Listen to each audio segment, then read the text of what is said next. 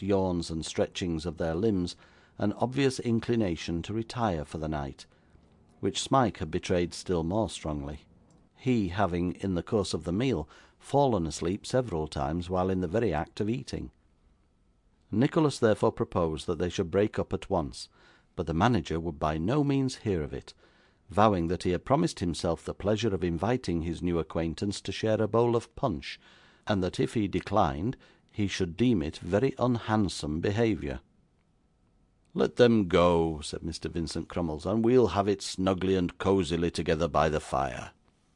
Nicholas was not much disposed to sleep, being in truth too anxious, so after a little demur he accepted the offer, and having exchanged a shake of the hand with the young Crummleses, and the manager having on his part bestowed a most affectionate benediction on Smike, he sat himself down opposite to that gentleman by the fireside to assist in emptying the bowl, which soon afterwards appeared, steaming in a manner which was quite exhilarating to behold, and sending forth a most grateful and inviting fragrance.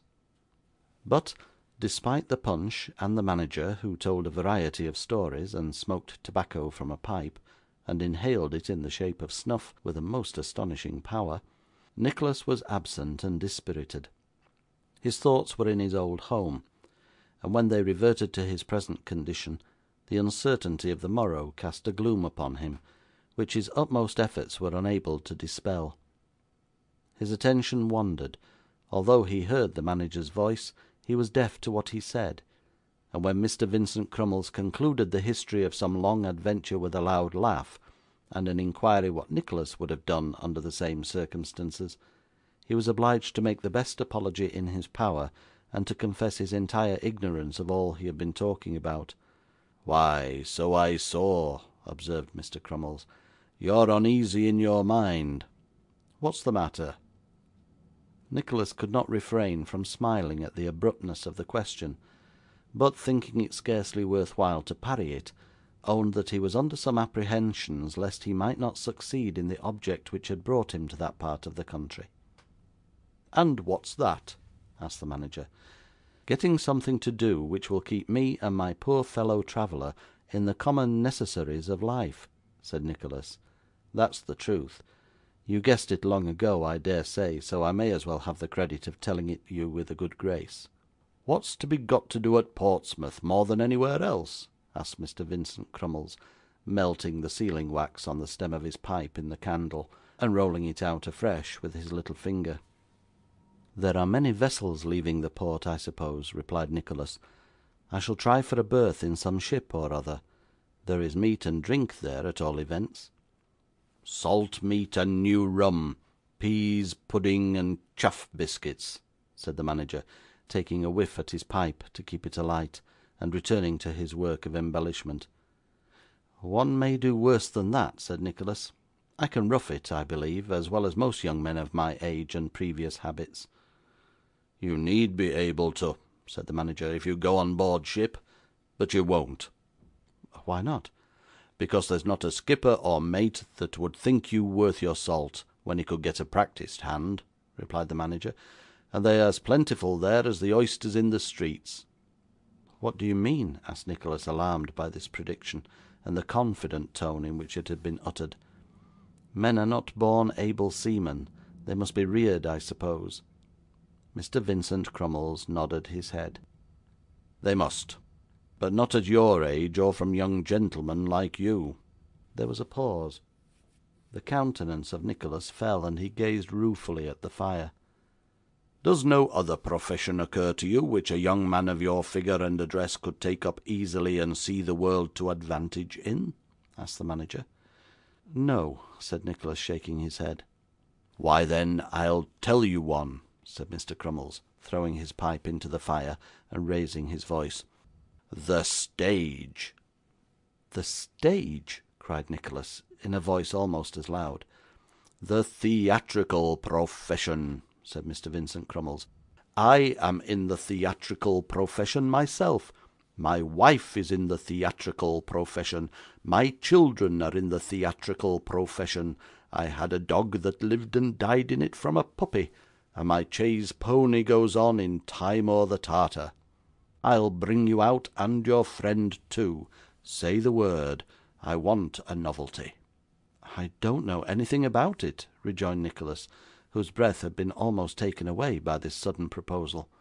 'I never acted a part in my life, except at school.'